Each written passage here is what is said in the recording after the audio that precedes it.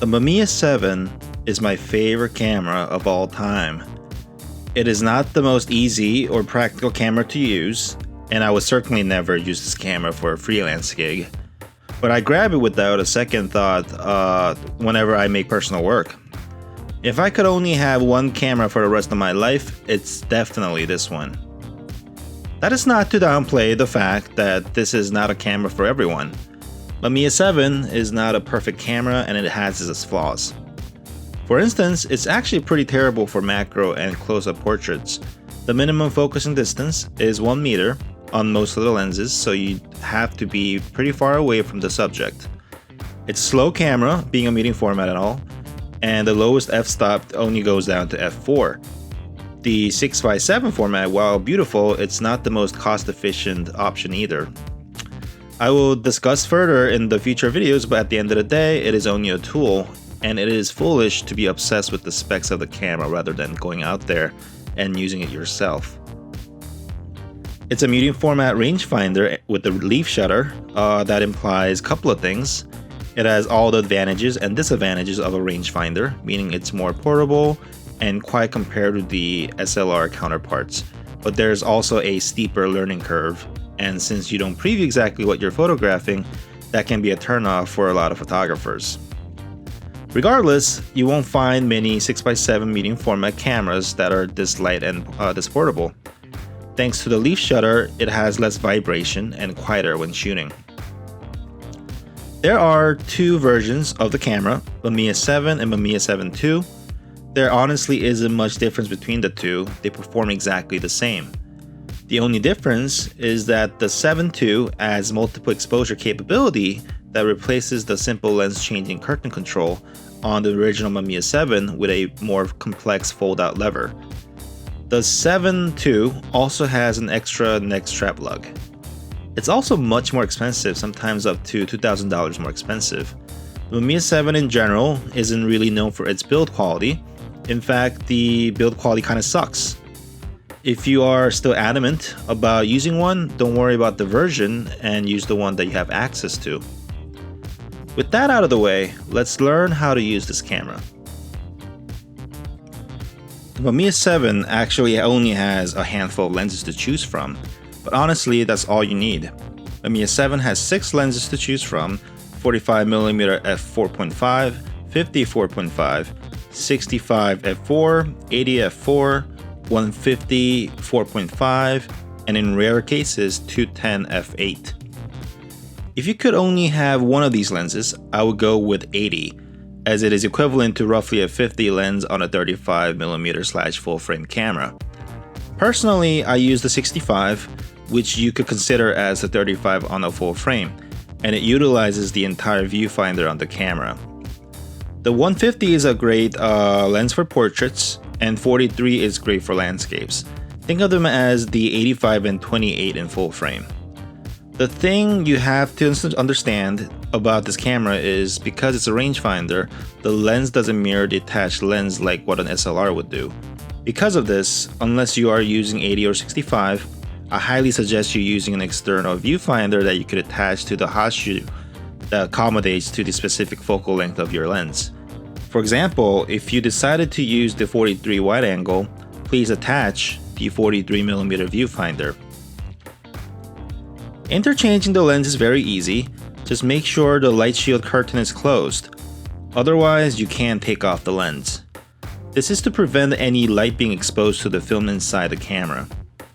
Simply rotate the lens counterclockwise while holding the lens release button. You can attach the lens by aligning the dot on the lens and rotate it clockwise.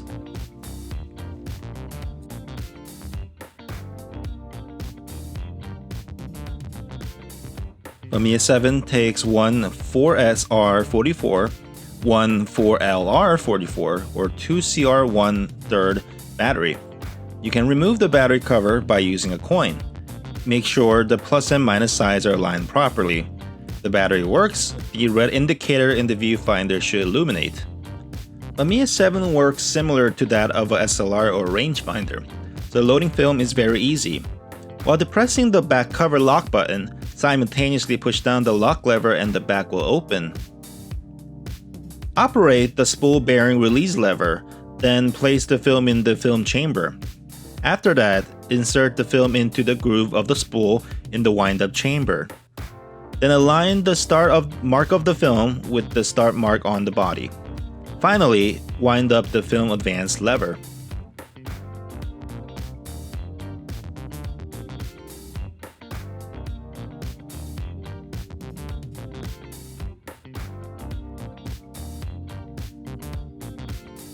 Use your left thumb to press lightly on the film paper while advancing winding lever slowly to ensure smooth and tight film take-up on the empty spool.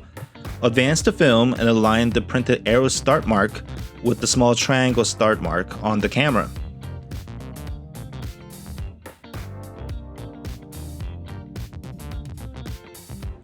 When you're done with the film, you can retrieve the film after flicking the lock on the bottom.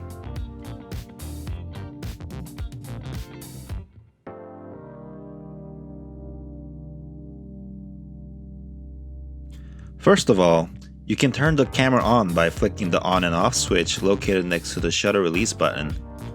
Place it on the white dot to turn it on. From here, you can shoot manual or aperture priority.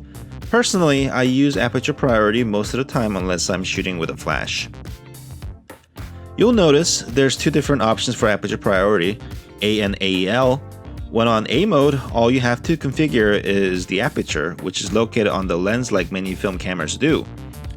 AL means auto exposure lock. The AL is very useful when making selective exposure measurements of important subject areas, which are not in the center of the finder image when faced with difficult lighting conditions. Position the important part of your subject in the central square of the viewfinder. This will establish the correct exposure. Then touch the shutter release button slightly and an LED will light, indicating the correct exposure. In this state, the exposure reading will be memorized. After adjusting for composition as desired, release the shutter. Personally, I had no problems with exposure setting my camera onto either A or AEL, so I wouldn't worry about it too much. You can obviously shoot manual as well. Rotate the shutter speed dial while A lock release button in the middle is pressed. But that is not to say you don't have the option to use the built-in light meter through your viewfinder. First, half press the shutter button. When the shutter release button is touched gently, the selected shutter speed LED will be continuously illuminated or another LED may also flash. When the pre-selected shutter speed LED only illuminates, it indicates the shutter speed for correct exposure. When the pre-selected shutter LED illuminates and one other LED blinks, the blinking LED indicates the shutter speed for correct exposure. Turn the shutter speed dial and aperture ring to align the two LEDs until merged. The single LED indicates correct shutter speed.